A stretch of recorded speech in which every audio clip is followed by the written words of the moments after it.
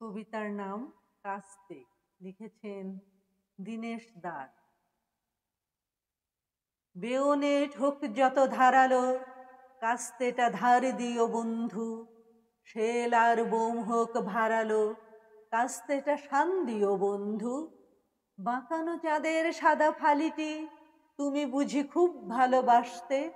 চাঁদের শত কাজ নহে তো, এ যুগের চাঁদ হলো কাস্তে।